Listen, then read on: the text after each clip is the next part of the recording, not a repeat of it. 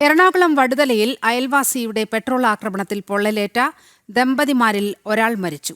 55% പൊള്ളലേറ്റ ക്രിസ്റ്റഫറാണ് മരിച്ചത്.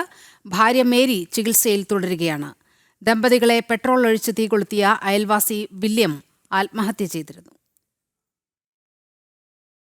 അയൽവാസി പെട്രോൾ ഒഴിച്ച് തീകൊളുത്തിയ എറണാകുളം വടുതല സ്വദേശി ക്രിസ്റ്റഫർ ചികിത്സയിലിരിക്കെയാണ് മരണമടഞ്ഞത്. 55% പൊള്ളലേറ്റിരുന്നു. നെഞ്ചിനും കൈകൾക്കും തുടയ്ക്കുമായിരുന്നു പൊള്ളലേറ്റത്. 15% പൊള്ളലേറ്റ ക്രിസ്റ്റഫറിന്റെ ഭാര്യ മേരി ചികിത്സയിൽ തുടരുകയാണ്.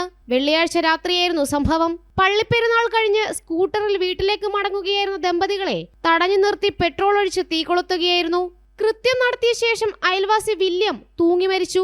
വ്യക്തിവൈരാഗ്യമാണ് കൊലപാതകത്തിന് കാരണം. പ്ലാസ്റ്റിക് കുപ്പിയിൽ കൊണ്ടുവന്ന പെട്രോൾ ജഗ്ഗിലേക്ക് മാറ്റിയാണ് വില്യം ദമ്പതികളുടെ ദേഹത്തേക്ക് ഒഴിച്ചത്. നേരത്തെ ക്രിസ്റ്റഫറിന്റെ വീട്ടിലേക്ക് അയൽവാസിയായ വില്യം മാലിന്യവും മനുഷ്യവിസർജ്യവും എറിഞ്ഞിരുന്നു. ഇത് സംബന്ധിച്ച് പോലീസിൽ പരാതി നൽകുകയും പിന്നീടുണ്ടായ വഴക്കും അരുംകൊലയ്ക്ക് കാരണമായെന്നാണ് കണ്ടെത്തൽ. ജനം, കൊച്ചി.